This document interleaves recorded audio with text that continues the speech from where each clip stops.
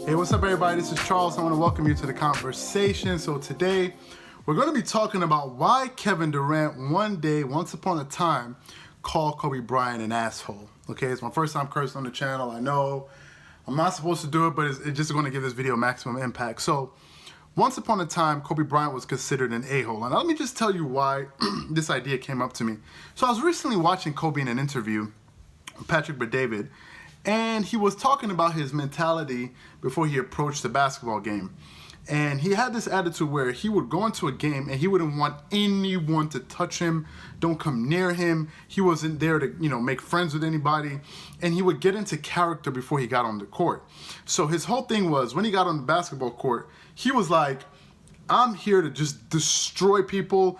And he had this emotionless sort of demeanor to himself, where the only people he regarded were his teammates. And even his teammates, he was very harsh on them. If you watch a lot of highlights or a lot of footage of those Lakers when he would play with Powell and all these guys, you would see a lot of times Kobe would go off on Powell or Lamar or whoever it was.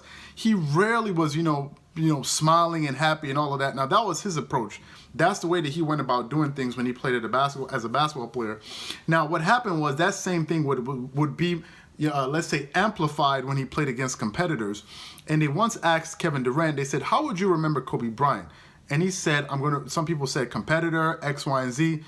Kevin Durant said, I'm going to remember Kobe as being an asshole. And I think that is the reason that the same reason that Kevin Durant is going to remember Kobe as an asshole is the same reason that we love him so much. Why is that? Kobe's primary focus was to compete and destroy the other team. Now, on its face, it may seem very aggressive, very harsh, but in reality, that's what makes sports really, really fun, is the competitive nature of sports. Whenever sports is not competitive, then it becomes boring, because either teams are not doing their best to really compete with each other. But when you know that each side is giving their all to it, that's what makes it exciting. For instance, if you watch a game and you see like a defensive tug of war where teams are just like not giving up any easy shots and all of these different things, to the casual watching fan, you may say that this is boring, but to somebody that really enjoys a competitive game, you're gonna enjoy the fact that these teams are going so hard at each other and no one is seeming willingly to back down. And that's what makes it really fun. That's what makes sports really thrilling. That's why when you watch very close games in the end, in the fourth quarter, when games are coming down to the wire, that's what makes it so exciting, is because, like, man, no team is willing to, give up any ground. You see some games where a game is, between 3 to 4 points between the teams, and you see like 15 to 20 different lead changes. That's what makes sports so exciting, so compelling. And that's what Kobe brought to the game. He wasn't there to make any friends. He wasn't there to get along with you. He was there to destroy you. He wouldn't shake your hand. And I remember one story, this is the night he scored 61 points in the Garden, most points ever scored by a competitor. Prior to that game, when he came into the court, before he got to that game, he was saying to himself how he was just in this very stoic, quiet mood. And when he got on the court, he was just in this mental space where he didn't want to talk to anybody. And he said, when you're playing certain teams, away teams, like on the other coast, you only see those guys maybe once or twice a year. So usually when you go up, when you see those teams, you go say hi to some of your friends, from other teams. And he said before tip-off, dudes were coming up to him from the opposite team, coming up to say what's up to him and say hi to him, and he would just ignore them. Now imagine if you have a friend, you walk up to him to say what's up, and the dude just ignores you. You'd be like, yo, what kind of friend is this? What kind of dude is this?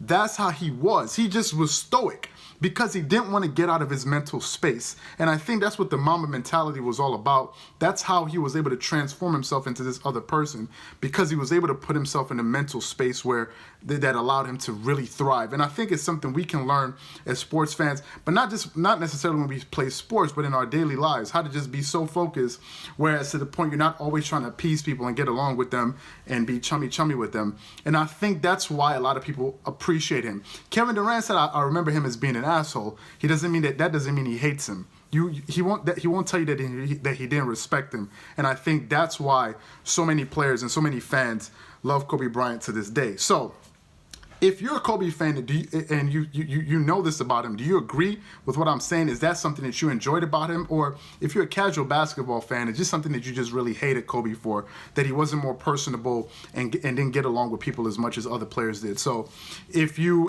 have any opinions on this, I'd like you to leave it in the comment section below. And if you enjoyed the video, don't forget to hit the like button and subscribe to the channel, and I'll catch you guys on the next episode. Peace.